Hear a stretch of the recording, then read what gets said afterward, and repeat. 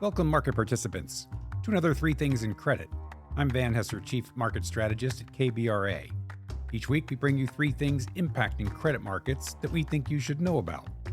On this Halloween, I got a kick out of the good folks over at ING and their holiday edition of their weekly. U.S. growth is undead. The Eurozone economy might just be clawing back from the grave. Okay, it is economist humor after all. U.S. growth is undead, or in Jay Powell's parlance, firmer. And not to be outdone, ECB President Christine Lagarde was also upbeat, sort of, saying the economy in Europe continues to grow, the labor market is robust, and private sector balance sheets are solid. All things considered, nothing too spooky out of our central bankers heading into 2025's home stretch. This week, our three things are: 1. Consumer no confidence. Surveys, for what they're worth, are headed in the wrong direction. 2. Credit course correction. Lenders everywhere are scrubbing portfolios and processes. That comes at a cost. And 3. To cut or not to cut. All of a sudden, December's in play. All right, let's dig a bit deeper. Consumer no confidence. I know. Pay attention to what the consumer does, not to what they say they are doing. We talked last week about how the U.S. consumer and its willingness to spend has been a significant part of the better-than-expected U.S. economic growth in 2025, and how we keep coming across the word resilience in conjunction with the U.S. consumer. Resilience in the aggregate, for sure. Consumer spending has held up reasonably well through the U.S. economic correction or normalization, driving firmer than expected growth, to use Jay Powell's characterization. But we have long talked about two economies, now widely labeled as the K-shaped economy. On the consumer side of the two economies, you have the one side, the wealthiest households, accounting for a disproportionately large portion of overall spend. In fact, if we accept the fact that the top 10% of income-earning households account for 50% of spend, we now have the right context for understanding the power of wealth effect derived from the stock market's spike since April, and really since 2023. We also understand how the consumer sentiment surveys from the University of Michigan and the Conference Board, with their broad swath of consumers on both sides of the two economies, can be skewed negatively overall despite the spending growth. Michigan's survey, which tends to focus more on personal finances and the economy, especially inflation, continues to see readings that plumb the depths of negativity, worse than the outbreak of COVID, worse than the GFC, basically at levels not seen since 1980 in the wake of Jimmy Carter's crisis of confidence speech. The Conference Board survey tilts more toward the jobs market as well as spending intentions. Those differences explain the divergence between the two surveys in recent history, where financial security has been worrisome, explaining the Michigan outcome, despite a relatively solid job market, which explains the comparatively better Conference Board results. But it's worth pointing out that the latest results from both surveys have tumbled to levels that are typically seen in recession. The Michigan result is worse than the lowest reading in 10 of the past 11 recessions. Thank you, David Rosenberg, for that factoid.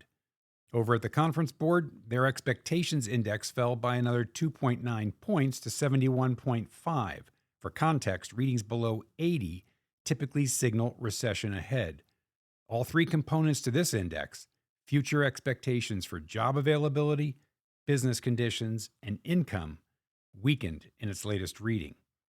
Now, we know the principal engine of growth in this economy is narrow but powerful, namely the wealthiest households.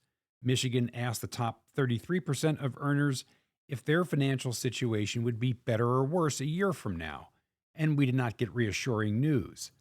Worse topped better by 8 points. 73% said the same or worse. So while the same survey revealed that 56% believe stocks will increase in 2026, what is the likelihood that we see a fourth consecutive year of 20+% gains in stocks? The good news, we guess, is that tax cuts, courtesy of the One Big Beautiful Bill, are coming along at just the right time. All right, on to our second thing, credit course correction. Cooler, experienced heads see the rash of credit cockroaches for what they are, a collection of idiosyncratic developments that are a product of bull markets in risk and excess liquidity. The idiosyncratic part of that story is an important element. There is not a significant credit concentration, in our opinion, that has been systematically underwritten poorly. And no, private credit, speaking essentially of direct lending, with its tight documentation, low loan to value, and bilateral lending arrangement, does not count. For the most part, the high profile collapses have happened in the broadly syndicated loan market. Still, there are reasons to be concerned. The Economist says the increasing opacity of financing structures has led to a corollary collapse in collateral verification. Apollo's Mark Rowan summed it up this way: "It does not surprise me that we are seeing late cycle accidents. It's a desire to win in a competitive market that sometimes leads to shortcuts. In some of these more levered credits, there's been a willingness to cut corners." The good news, if you want to call it that, is that these episodes have happened at a time when the economy is relatively strong, which means that the markets will be able to course correct before it's too late. Lenders will scrub their loan portfolios, incentivized to clean house by year end. Banks will tighten underwriting standards, and bank regulators will become more aggressive in classifying vulnerable loans. Non-banks will tighten underwriting standards. Investors will become more discerning and more selective. There is, of course, a cost to all of this: reduced growth. We've seen credit boxes tighten on subprime borrowers, and now we would expect credit growth to slow modestly in leveraged finance and to non-bank financial institutions. A small price to pay to keep risk markets humming.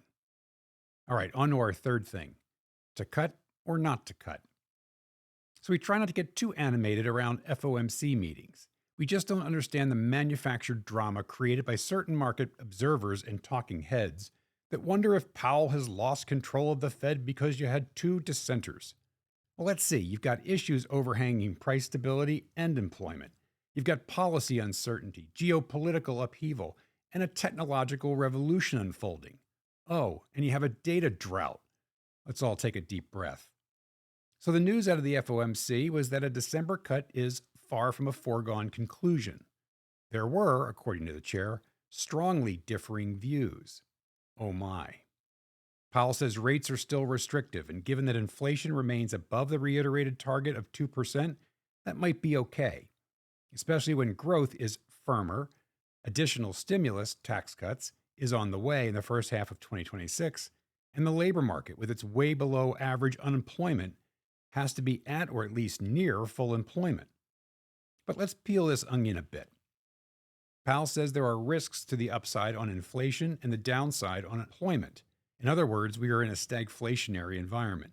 So the Fed has to choose which problem is more acute.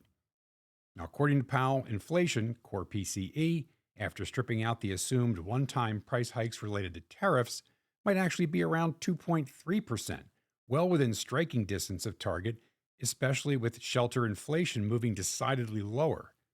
That argues in favor of monetary easing to address the somewhat softer, Powell's words, labor market. But wait, the Boston Fed just published a piece saying the slowdown in labor force growth due to immigration control and population aging has lowered the break-even point needed to maintain a low unemployment rate from 80,000 jobs pre-pandemic to as few as 30,000 a month. And we're at that level. That, along with a 4.3% unemployment rate, that's well below the 5.8% 20-year average, argues for holding rates. What's a central banker to do? Well, assuming the eventually updated data does not shock, we think two factors argue for continuing to ease: housing weakness and the challenged, less wealthy consumer. On the housing front, mortgage rates have come down meaningfully, but it's still north of 6%. Mobility and home building remain stunted. We could see where the case for lower rates makes sense.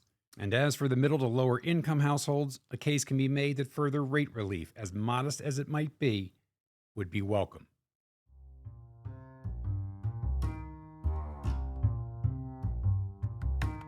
So there you have it. 3 things in credit. 1, consumer no confidence. Will these surveys finally leave a mark on aggregate consumer spending? 2, credit course correction. Lenders everywhere are scrubbing portfolios and processes. That's not a bad thing. And 3, to cut or not to cut. We still think we get a cut in December. As always, thanks for joining. Don't forget to check in on KBRA.com for our ratings reports and our latest research. And finally, for those interested in what's going on with banks, you'll want to attend our KBRA Bank Symposium, one day, November 19th at the Willard Hotel in Washington, D.C. It's a full day of timely, thought-provoking discussions featuring leading policymakers, regulators, senior banking executives, institutional investors, and members of KBRA's leadership team. Our keynote address will be delivered by Jim Vandehei, co-founder and CEO of Axios, who just published a worrisome note on the impact of AI. You'll want to hear that. To learn more and register, visit kbra.com/events. We'll see you next week.